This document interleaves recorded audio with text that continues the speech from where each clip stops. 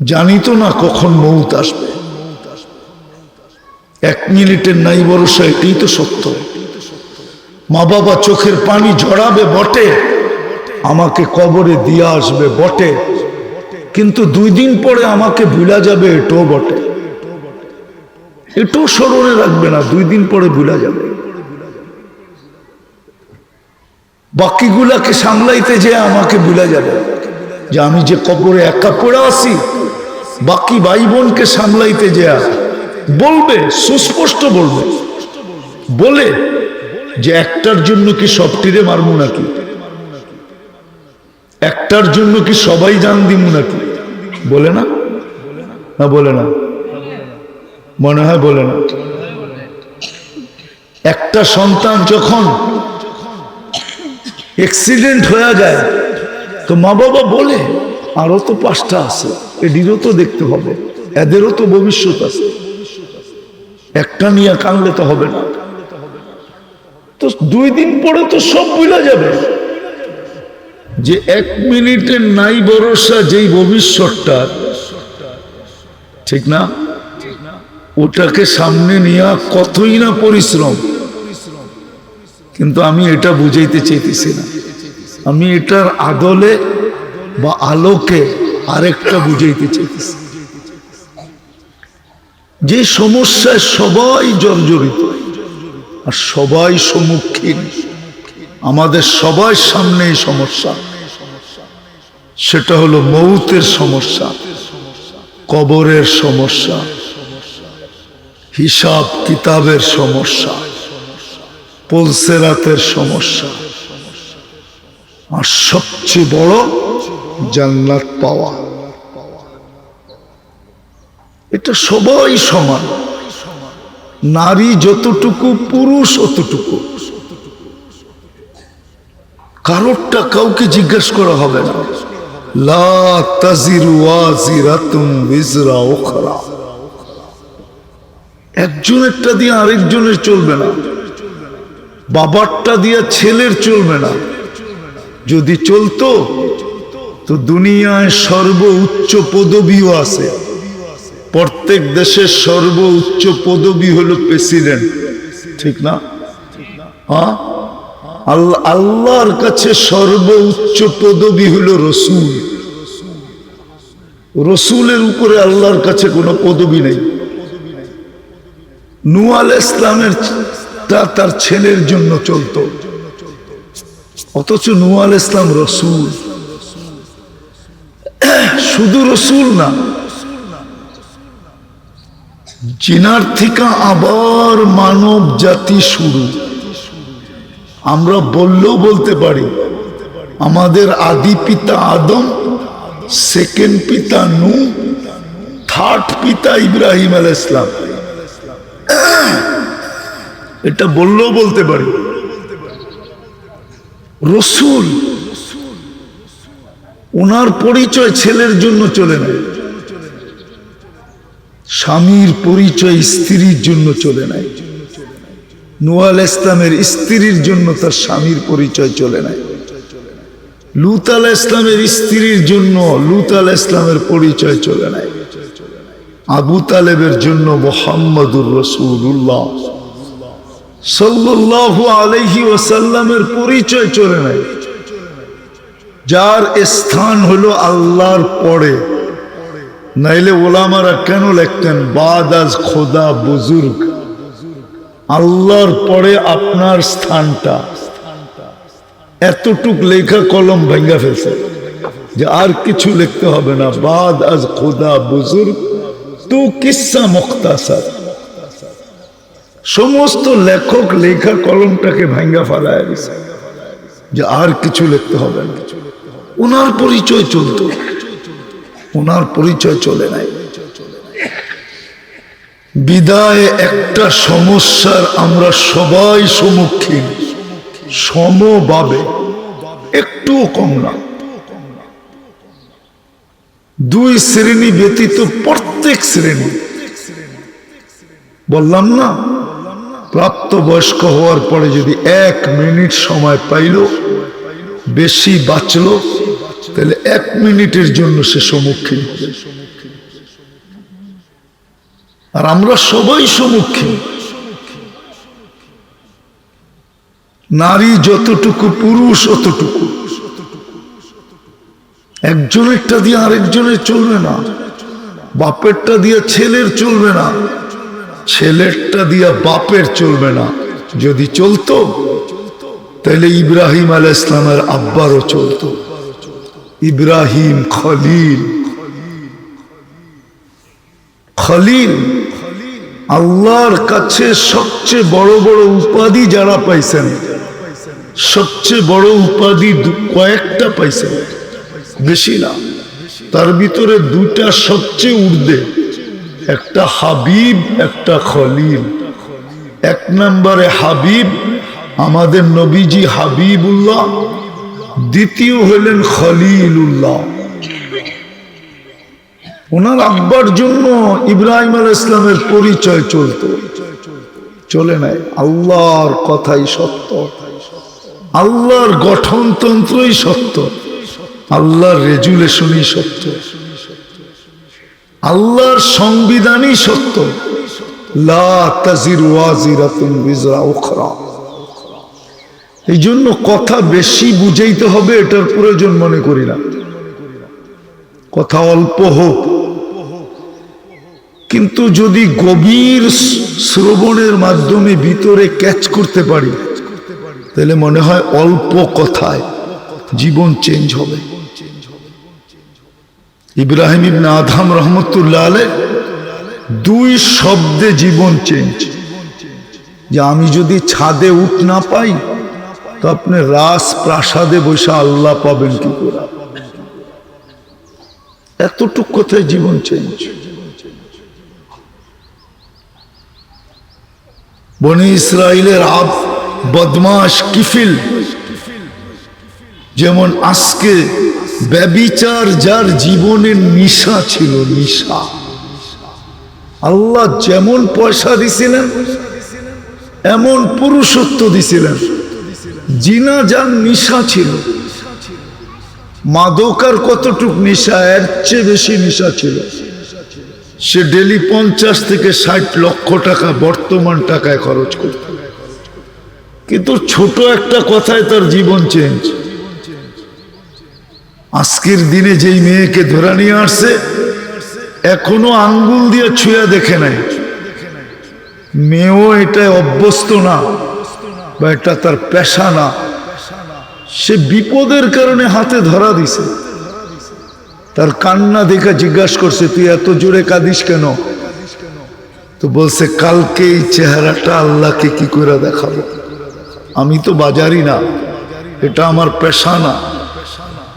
তো বলছে, তোকে এখন পর্যন্ত ছুইলামই না, আঙ্গুল দিয়ে ছুইলাম না, তাই তোর এই অবস্থা। তাইলে আমি কালকে এই চেহারাটা আল্লাহকে কি করে দেখাবো? একটা চিৎকার দিছে আর জমিনে পড়ছে, আর হাত দুটা উঠে বলছে, মালিক জানি না রাস্তা আমার জন্য খোলা আছে কি নাই, তওবা কবুল হবে কি হবে না জানি না, কিন্তু হাত তো উঠায় দিলাম। আর ওই মেয়েকে বলছে, টাকা তোকে দিয়া দিব, তোর গায়ে আঙ্গুলও ছোঁয়াবো না, তুই চোখের পানি দিয়ে আল্লাহকে একটু বলে দে যেন আমার তওবাটা কবুল করে। ওই রাত্রেই মারা গেছে। স্বর্ণ অক্ষরে লেখা উঠছে ঘরের দরজায়, কদ গফারাল্লাহু লিকিফলিন, আল্লাহ কিফিলকে মাফ করে দিয়েছেন। এই জন্য আমিও লম্বা কথা বলতে চাইতেছি না, অল্পতে পরিসমাপ্তি ঘটাইতে চাইতেছি। আমাদের সমস্যা সম্মিলিত, সমভাবে, একটু পৃথক নাই। বংশের দিক দিয়ে দেখাও না, কোনো দিক দিয়ে দেখেই না। যদি কোথাও কনসিডার হইতো, তো আল্লাহর রসুল ফাতেমা রাদিয়াল্লাহু তাআলা আনহাকে চোখের পানি ঝরায়া বুঝাইতেন না। তাহলে তো বলতেন, বেটা সুযোগ আছে, আমি যখন আব্বা, তুমি যখন আমার কলিজার টুকরা, এত চিন্তার কি কারণ? কিন্তু না, উল্টা দিক দেখা যায়, মেয়েকে বুঝাইতেছে লা উগনি আনকি ইয়াউমাল কিয়ামাতি শাইআ, আমি কিচ্ছু করার ক্ষমতা রাখি না, প্রস্তুতি নিয়ে যদি না আসলাম। যার ঘরটা এখনো জান্নাত, আপনারা মানবেন কি মানবেন না জানি না, তারপরও বলতেছি। আল্লাহ রসূল সাল্লাল্লাহু আলাইহি ওয়াসাল্লাম একদিন বলতেছিলেন, আয়েশা আমার মরতে মন চায়। বলছে কেন? কয় যেই মুহূর্ত থেকে আমি জানছি তুমি আমার জান্নাতের স্ত্রী হবে, ওই মুহূর্ত থেকে আমার মন চায় মরে গেলে অসুবিধা নেই। এতটুক ভালোবাসা যার সাথে কোন স্ত্রীর ব্যাপারে পাওয়া যায় না, শুধু আম্মাজান ব্যতীত। আল্লাহর রসূল আম্মাজানকে জিজ্ঞাসা করছে, আয়েশা গ্লাসের কোন জায়গায় ঠোক লাগায় পান করছো? কিন্তু আরো 10 জন আছেন, কারো ব্যাপারে পাওয়া যায় না। ভালোবাসার মাত্রা কতটুকু? বলছে কোন জায়গায় গ্লাসে মুখ লাগায় পান করছো? ঠোঁট লাগায়। বলছে কেন? বলছে দেখাও না। আম্মাজান দেখায় দিছে, তা আল্লাহর রসূল ওইখানে ঠোঁট লাগায় পান করতেছে। কেমন ভালোবাসা! আরো ডজন আছে। ওই স্ত্রীকে বলতেছে লা উগনি আনকি ইয়াউমাল কিয়ামাতি শাইআ ইয়া আয়েশা। আয়েশা, এই ধারণা যেন তোমাকে বিমুখ না করে, এই ধারণায় যেন তুমি উদাসীন না হও যে তুমি আমার স্ত্রী,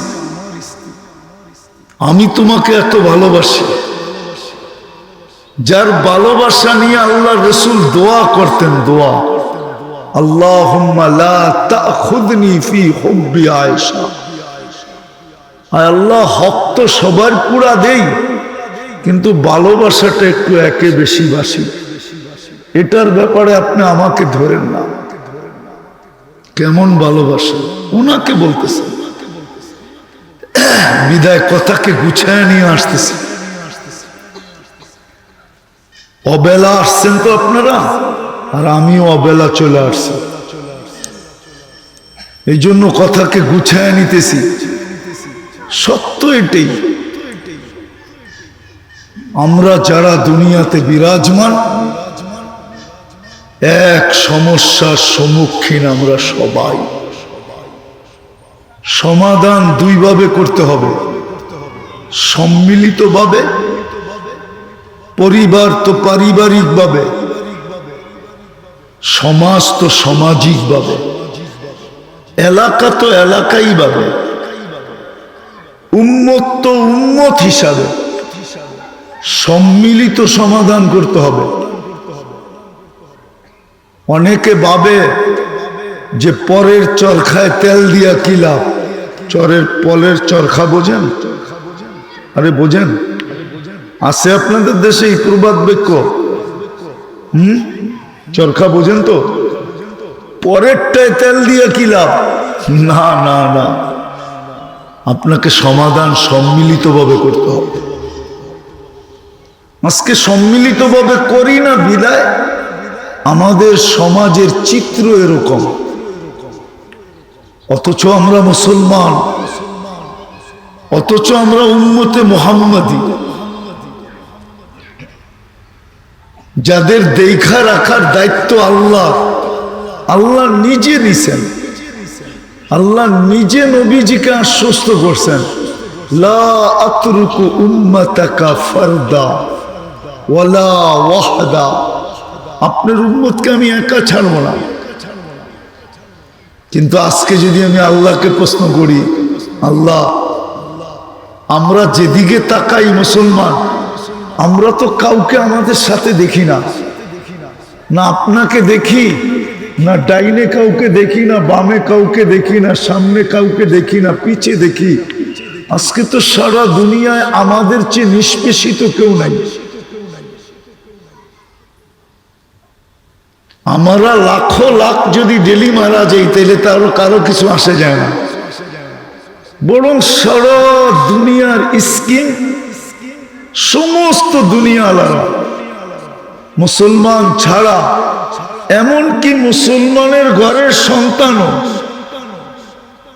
বেশিরভাগ ভাবে যে ইসলাম মিটা গেলেই আমরা সুখে থাকব।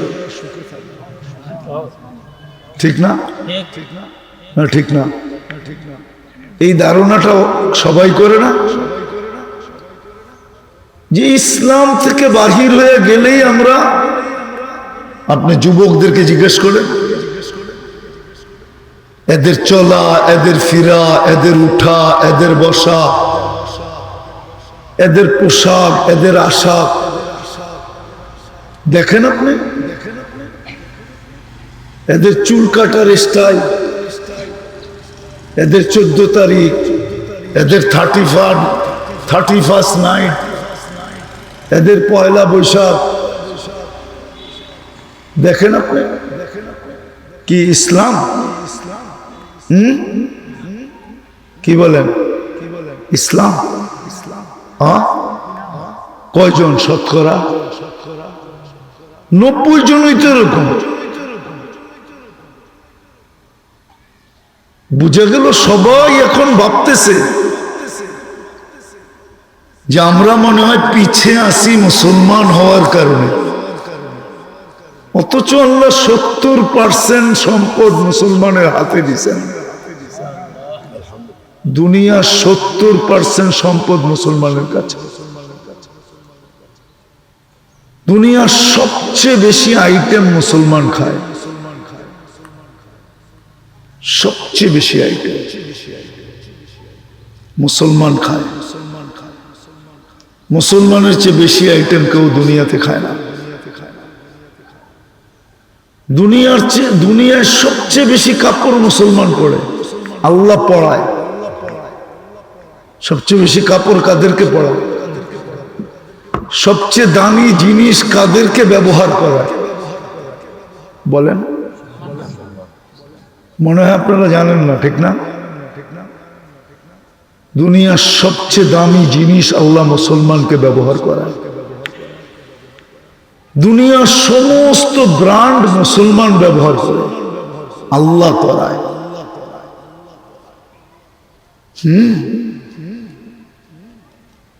মুসলমানের চেয়ে উদার দুনিয়ায় কেউ নাই। কেউ উদার বোঝেন? বলেন তো, মেহমানদারির প্রচলন শুধু কাদের ভিতরে? আর কারো ভিতরে না। ও আপনি পাগল হয়ে গেছেন শুধু রাস্তায় একটু লিফট দিছে এটা দেখা, ঠিক না? ওই যে আমেরিকা ইংল্যান্ড থেকে এসে বলে না, কত ভালো, আমি রাস্তায় খাড়ায় ছিলাম, গাড়ি থামায়া আমারে উঠায় নিয়ে বাড়িতে ছেড়ে দিয়ে আসছে। এইখানে তো হাত উঠাইলেও কেউ থামে না। এটা দেখে আপনি পাগল হয়ে গেছেন, ঠিক না? আর আপনি ওইটা দেখেন নাই যে হোটেলে বসে স্বামীর বিল স্বামী দিছে, স্ত্রীর বিল স্ত্রী দিছে? এটা কেন চোখে দেখেন নাই? বন্ধুর বিল বন্ধু দিছে, বান্ধবীর বিল বান্ধবী দিছে। এইখানে তো 14 তারিখে যুবকরা পারে না জানটা পর্যন্ত প্লেটের ভিতরে রেখা হাতে উঠায়া দিয়া তারপরে ওর কাছ থেকে লেখায় নিতে চায় I..U। ঠিক না? কি রাগ হয়ে গেল মনে হয়? চেহারা এটাই বলতেছে রাগ হয়ে গেছে। এরা তো 14 তারিখে চায় যে আমার জানটা দরকার হলে কলিজাটা প্লেটের ভিতরে বুনা করে ওরে দিমু, ও যেন আমারে ওই মুহূর্তে মেসেজে লেখা দেয় I.U।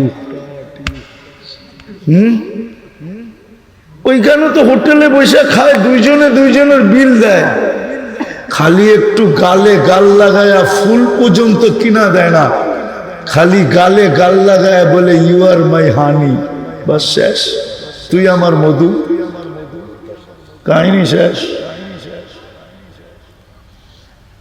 তো দুনিয়ার সবচেয়ে বেশি আপ্যায়ন মুসলমানদের কাছে।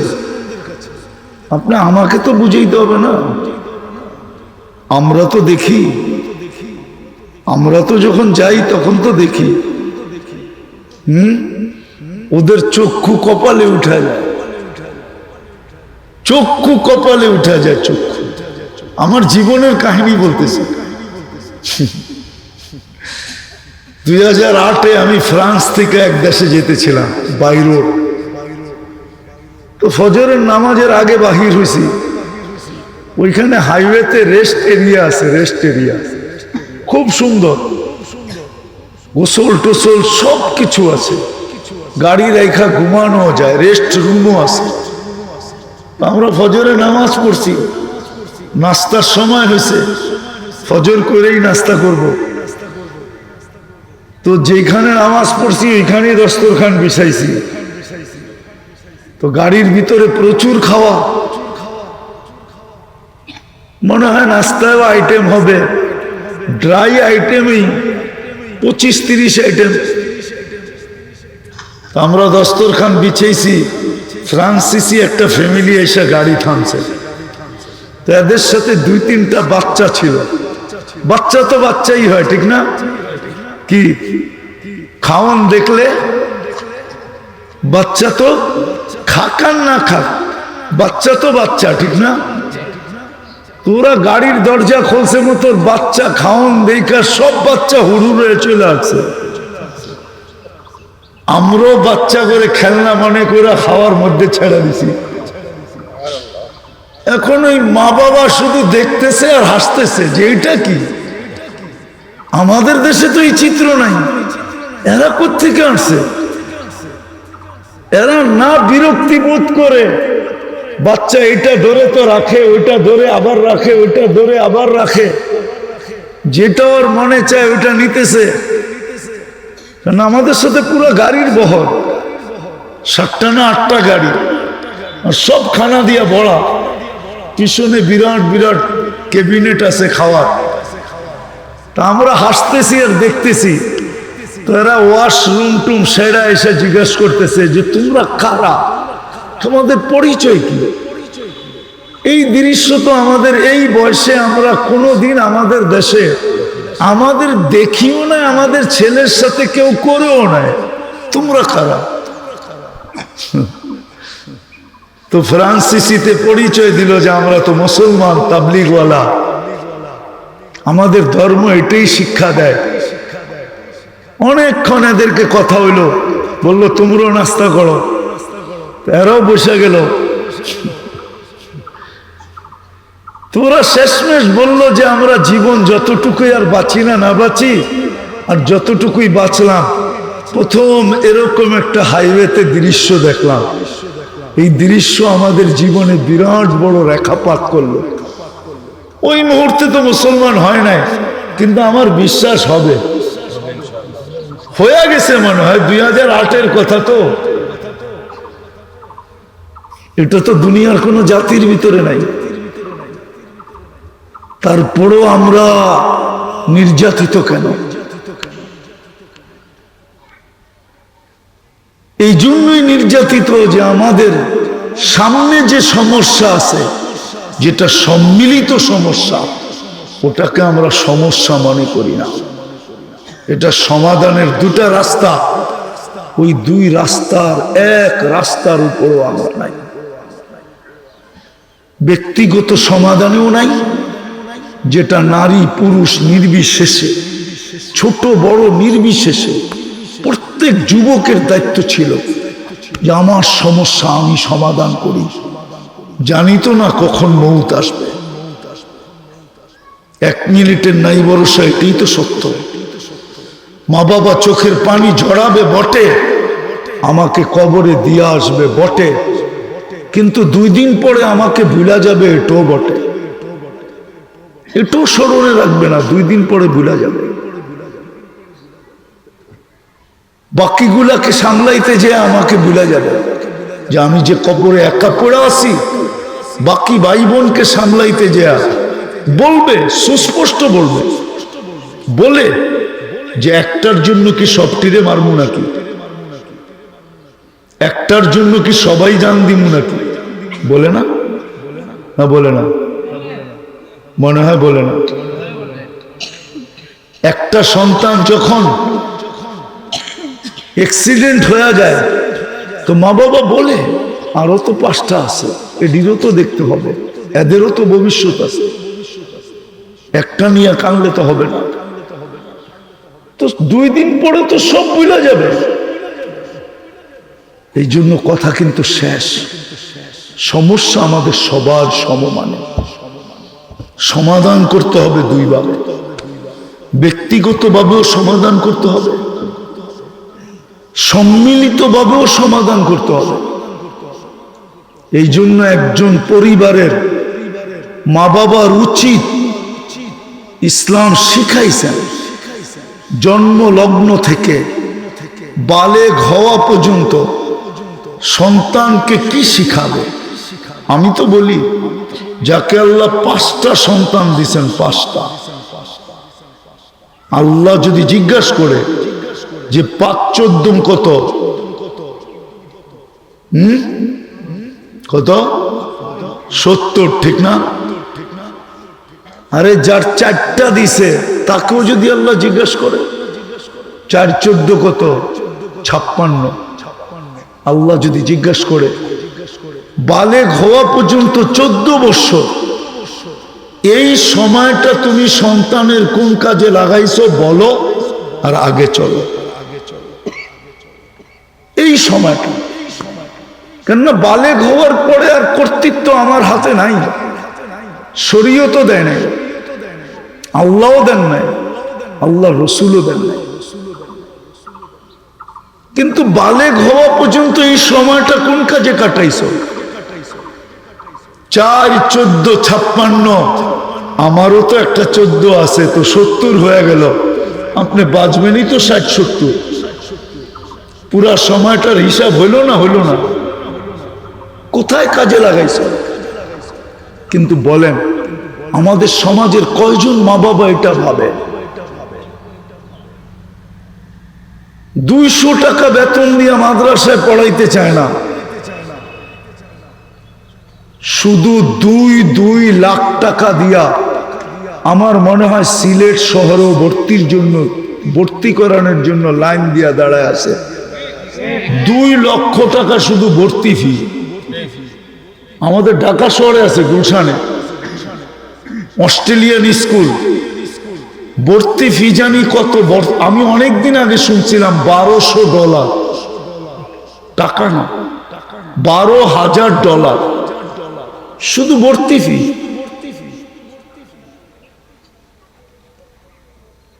আচ্ছা বলেন ওইখানে একটা ছোট বাচ্চা পয়রা কি হবে? বেশিতে বেশি প্লেন চালাবে, আর কি হবে বলেন? দুনিয়ায় কিছু একটা হবে তো, ঠিক না? কিন্তু কিয়ামতের দিন তো সুপারিশ করে আপনাকে নিয়ে যেতে পারবে না, পারবে? হ্যাঁ, কিন্তু হাফেজ হইলে তো 10 জনকে নিয়ে যাবে। পরিবারের কয়জনকে? 10 জনকে নিয়ে যাবে, এটা গ্যারান্টি যুক্ত। হ্যাঁ, আলেম হইলে তো 400 জনকে নিয়ে যাবে, 400 জন, পরিবারের 400 জনকে নিয়ে যাবে।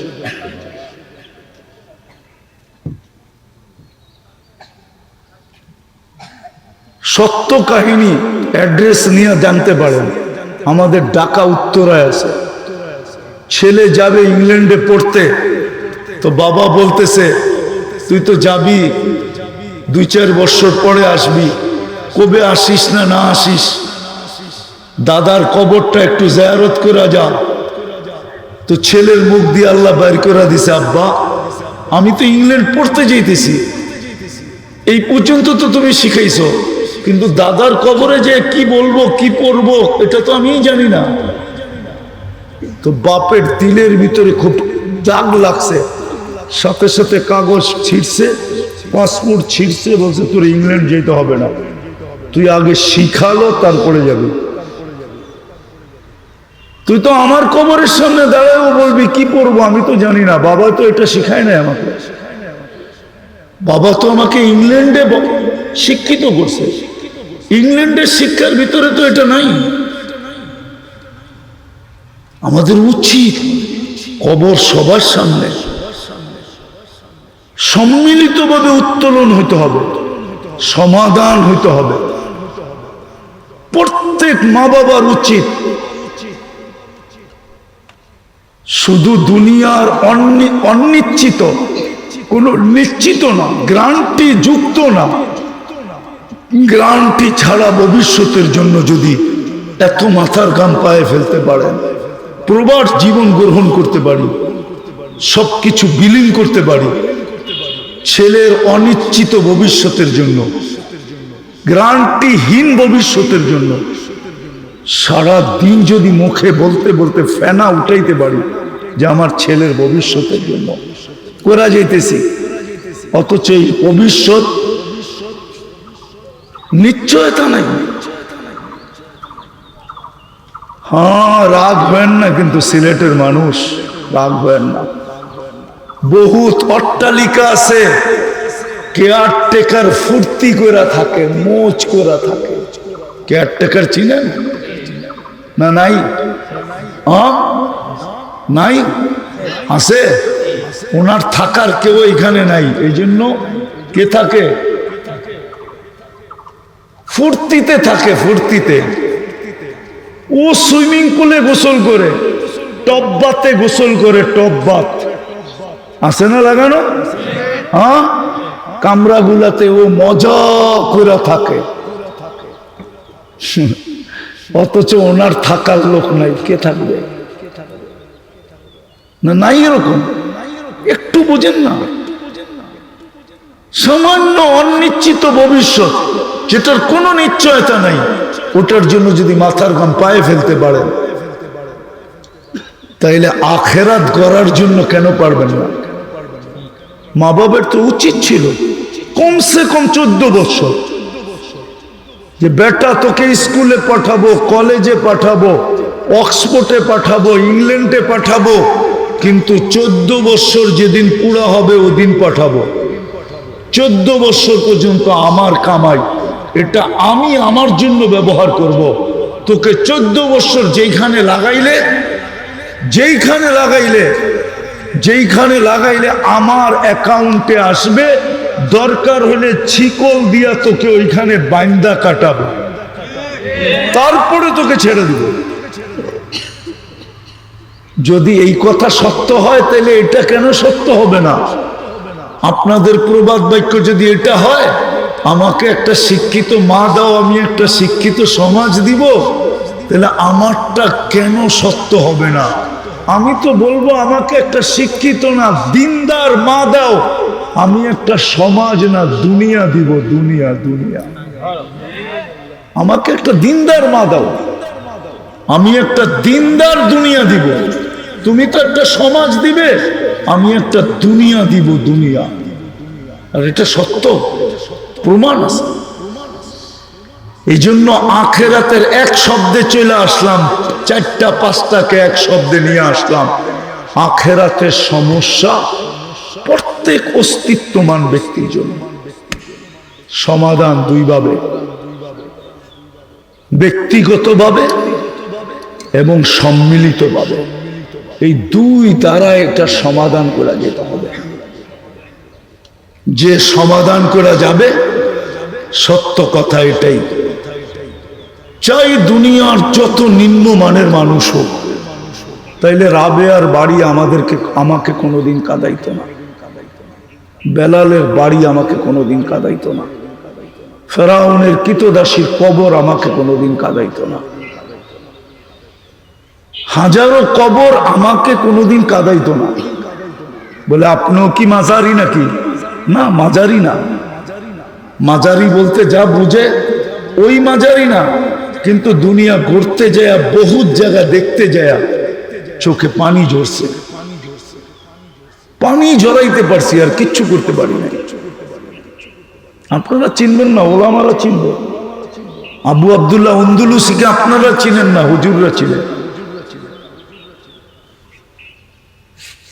নাসিরউদ্দিন আলবানীকে আপনারা চিনেন না, হুজুরে ছিলেন। ওই গ্রামে আমাকে কাঁদতে হয়েছে, একজন মুসলমান নাই। অত যেখানে জন্ম নিছে নাসিরউদ্দিন আলবানী, যার নাম শুনলে আরবরা পর্যন্ত দাঁড়ায় যায়, নাসিরউদ্দিন আলবানী। ওনার কবর হলো আম্মানে, আমি জিয়ারত করে আসছি ওনার কবর। ওনার গ্রাম আমাকে কাঁদাইতো না। এই জন্য আমাদের উচিত ব্যক্তিগতভাবেও সম্মিলিতভাবে আখেরাতের সমস্যাকে সমাধান করা। আর যদি সুবর্ণ সুযোগ মনে করেন যে আল্লাহ কি আমাদের জন্য কোনো সুবর্ণ সুযোগ দিছে যে আমি এক লটারিতে সব জিতা যাব, এক লটারিতে সব জিতা যাব, এরকম কোন লটারি আল্লাহ দিছে? দিছে। আমি দেখাইতেছি, উল্টা ঘুরান না, এমনি এমনি ঘুরান। দিছে আল্লাহ, এক লটারিতে সব জিতা যাবেন। সেটা হলো কালকে রাত্রের থেকে শুরু হবে রমজান। এক লটারিতে জিতা যাবেন। কি এক লটারিতে না জিতবে না? এক রাত্রই তো 83 বছর 4 মাস, বাঁচবেন কয়দিন? প্রতিদিন ইফতারির সময় জান্নাত লেখা লেওয়া যাবে। প্রতিদিন ইফতারির সময় জান্নাত নিজের নামে লেখা লেওয়া যাবে। যদি আপনি বলেন যে না আমি ঘরে ইফতার করব না, আমার ইফতারিটা প্লেটে দে, আর আমি রাস্তায় বাহির হয়ে দেখি এই আজানের সময় কে বাড়ির দিকে দৌড়াইতেছে ইফতার করার জন্য, আমি ওরে আমার বাড়ির সামনে থামামো আর আমার প্লেটের থেকে একটু একটু খাওয়ায় ইফতারি করায়, তারপরে বলবো বাড়িতে যে পেট ভরা খা, আমারটা প্লেটে দে, কেননা আমার আজকে জান্নাত লেখা লওয়া দরকার। সহানুভূতি দেখান গরিবদের উপরে। আপনাদের সিলেটও আছে, সহানুভূতি দেখান। রোজা রাখে না, অধিকাংশ সিএনজি চালক রোজা রাখে না। 99% ভ্যান চালক রোজা রাখে না, রিক্সা চালক রোজা রাখে না, দিন মজদুর রোজা রাখে না। অথচ ওর জন্য কিচ্ছু ছিল না, শুধু আমিনু আলা রব্বিকুম সাল্লু খামসাকুম সুমু শাহরাকুম মুতু আদখুলু জান্নাতা রব্বিকুম। ঈমান মার পেটে দিছিলেন, শুধু রোজার নামাজ ছিল আর জান্নাতে মরার পরে ঢুকা ছিল, আর কিচ্ছু ছিল না। অধিকাংশ আমাদের দিন মজদুররা রোজা রাখে না। সহানুভূতি দেখান। ওরে ডাইকা বলেন কয় টাকা কামাস? 30,000। আমি 30 দিতে পারবো না, একটু কম দিব, তুই এই মাস বৎসর আল্লাহ আল্লাহ কর, সিএনজি চালাইস না, আমি মাসের শেষে আমি দিয়া দিব তোকে যতটুকু পারি। দায়িত্ব নেন। ও সিলেটের মানুষ, রাগ হয়েন না, খোদা না করুক, খোদা না করুক, আপনাদের বেশিরভাগ বাংলোর ভিতরে তো জিন থাকে, মানুষও থাকে না। জিন বোঝেন? বাংলো বোঝেন? এই যে লন্ডনী বাড়িগুলাতে কে থাকে? জিন্নাতরাই তো থাকে, ঠিক না? হ্যাঁ, কেন বানায় রেখা দিছেন? ক্রেডিট কি বললে হবে মারার পরে যে সিলেটে বাংলো বানায় রেখা আসছি? যাও ফেরেশতা ওটার ভিতরে বাস করো, আমারে ছেড়ে দাও। গরিবদের পিছে খরচ করেন। তো যেটা আমি লটারির প্যাকেজ বলছিলাম, যে প্রস্তুতির একমাত্র মাস রমজানুল মুবারক, full package lottery, full package. Full package বোঝেন? আখেরাতের যা চাবেন সব এটার ভিতরে এই প্যাকেজে রাখা আছে। কোনটা রাখা নেই আমাকে দেখান। গুনাহ মাফ, ইবাদত বন্দেগী, 83 বছরের তো পাইতেছেন আপনি। এক এক তসবিহাত রমজানে 1000 গুণ বাড়ায় দেওয়া হয়। 100 বার পড়লে 1 লাখ, 1000 বার পড়লে কত লাখ? 10 লাখ। 1000 বার সুবহানাল্লাহ পড়তে বেশিক্ষণ লাগে না, আলহামদুলিল্লাহ পড়তে বেশিক্ষণ লাগে না। যুবকদেরকে বিশেষ করে পায়ে হাত দিয়া বলতেছি, রমজান মাসটাকে ফুল প্যাকেজ হিসাবে নাও। 11 মাস কি করো এটা নিয়ে আমার কোনো আপত্তি নাই, কিন্তু আমি তোমাদেরকে 1 মাস পায়ে হাত দিয়া বলবো, 1 মাস করো, 1 মাস এটাকে প্যাকেজ হিসাবে গ্রহণ করো, যে প্যাকেজ, ফুল প্যাকেজ, আখেরাত করার প্যাকেজ। কি গ্রহণ করব তো? সহানুভূতি দেখাবেন তো? হ্যাঁ, প্রত্যেক বাড়িওয়ালার, সামনের বাড়িওয়ালার সাথে সহানুভূতি দেখান। গ্রামের কয়টা পরিবার আগে লিস্টি করেন, একজন আরেকজনকে উদ্বুদ্ধ করেন, আমার ইফতারি তুমি পাকাও, তোমারটা আমি পাকাবো, জান্নাত তোমারও লেখা হবে, আমারও লেখা হবে, হালাল রিজিক দিয়ে আমারও ইফতারি হবে, তোমারও হবে। আর কি চান? Full package. সাথে সাথে প্রথমেই বলছি, সম্মিলিত মেহনতের মাধ্যমে কমসে কম সন্তানদেরকে, নিজেরও দিনদার হই, শুধু তাবিজ দিয়া দিনদার হবে না।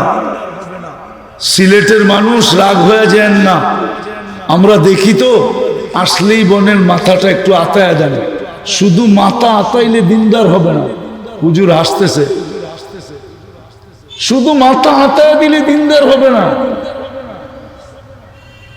শুধু দোয়া করলে দিনদার হবে না। মা বাবা দিনদার হবে, গাছ যেটাই লাগাবেন। আমি তো বলি, জানি না বুঝবেন কি বুঝবেন না, বইলা দেখি, মক্কা শরীফের মাটি নিয়ে আসার সুযোগ এখন আছে। মক্কার মাটি নিয়ে আসলেন আর জমজমের পানি দিয়ে সেচন করলেন। জমজম অ্যাভেলেবেল বাংলাদেশে এখন পাওয়া যায়, একটু দাম বেশি। অ্যাভেলেবেল আমাদের ঢাকাতে পাওয়া যায়, দাম একটু বেশি। জমজমের পানি দিয়ে সেচন করলেন আর তেঁতুল গাছ লাগাইলেন, আর ভাবলেন যে মক্কার মাটি, জমজমের পানি, সেচন, আঙ্গুর না হইয়া যায় কই? ঠিক না? কি আঙ্গুর হবে?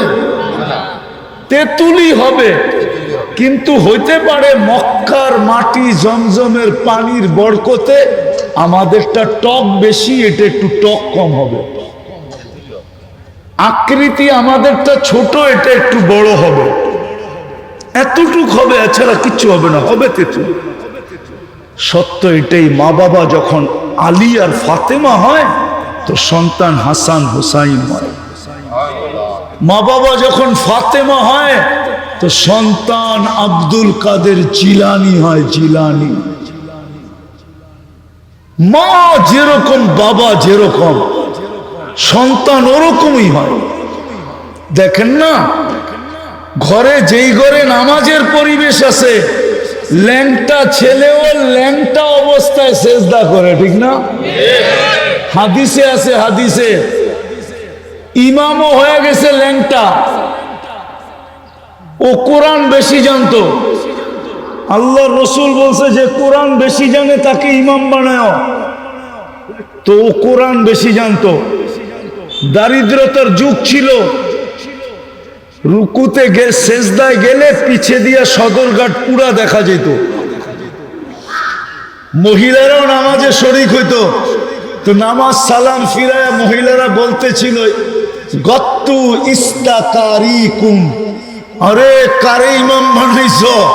সেজদায় গেলে তো পুরা সদরঘাট দেখা যায়, এটা ডাকো না। তো সবাই চান্দা করে একটা পোশাক কিনা দিছে। তো ওই ছোট সাহাবি বলতেছে যে জীবনে ঈদ বহুত গেছে, কিন্তু নতুন কাপড় যেদিন পাইছি এরকম খুশি কোনোদিন হয় নাই। এটাই আমার জীবনে প্রথম খুশির ঈদ ছিল।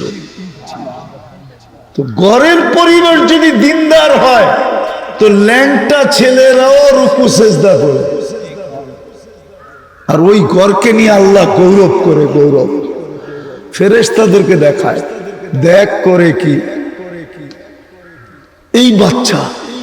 এই জন্য আসেন, রমজানটাকে ফুল প্যাকেজ মনে করি, সম্মিলিতভাবে ব্যক্তিগতভাবে আখিরাতের সমস্যার সমাধান করি। কবে মৌত চলে আসবে কেউ জানে না। বুঝাইতে পারলাম কি পারলাম না জানি না। আমার পরেও নাম দেখতেছি বড় বড় বক্তারা আসবে, আপনাদেরকে মন মতো বুঝাবে, কিন্তু আমি যতটুকু চেষ্টা করলাম বুঝানোর জন্য। এই জন্য আসেন, আজকে রাত্রের থেকেই দুনিয়ায় রমজানের হতে পারে রহমত দিয়া, রহমতের চাদর দিয়া টাইকা দিবে। আজকে যদি সৌদি আরব চাঁদ দেখে তো কালকে এদের এখানে রোজা হবে, পরশুদিন আমাদের এখানে হবে। মিডল ইস্টে আজকে রাত্রি তারাবি হওয়ার চান্স, ওইখানে চাঁদ উঠা গেলে বরকত দিয়ে চাদর দিয়ে কিন্তু ডাকা শুরু হয়ে যাবে, দুনিয়া ডাকা শুরু হয়ে যাবে। বিদায় এই মুহূর্তে ডুবন্ত সূর্য, এখন কিন্তু সূর্য দনি দিতে দিতে ডুবতেছে। লান আউদ ফি হায়াতিকা আবাদা, হতে পারে আর কোনোদিন তোমরা আমাকে উঠতে নাও দেখতে পারো। হতে পারে শরীফগঞ্জের মানুষ কালকে সূর্য উঠা নাও দেখতে পারে, পারে, এরকম প্রমাণ হাজারো আছে দুনিয়াতে। বিদায় চলেন এই মুহূর্তে তওবা করুন আল্লাহর কাছে, আর অঙ্গীকার করুন যে কমসে কম এলাকাটার নাম শরীফপুর, শরীফগঞ্জ, আমরা এটাকে শরীফ বানাই দেখায় দেব। এটা কি ইউনিয়ন? শরীফগঞ্জ ইউনিয়ন? ইউনিয়ন তো আর ছোট না যে আমরা একটা ইউনিয়নকে শরীফগঞ্জ বানায়া দেখায় দিব। সম্মিলিতভাবে এবং ব্যক্তিগতভাবে, আর এই রমজানটাকে ফুল প্যাকেজ মনে করা, সহানুভূতির এক তুফান আমরা আমাদের এলাকায় ছড়ায় দেব। পারবেন? শেষ কথা, এই মাদ্রাসাটা হয়েছে মেয়েদের জন্য। যাদের জায়গা দেওয়ার দরকার ছিল আল্লাহ তাদেরকে জায়গা দেওয়ার তৌফিক দিয়া দিছেন।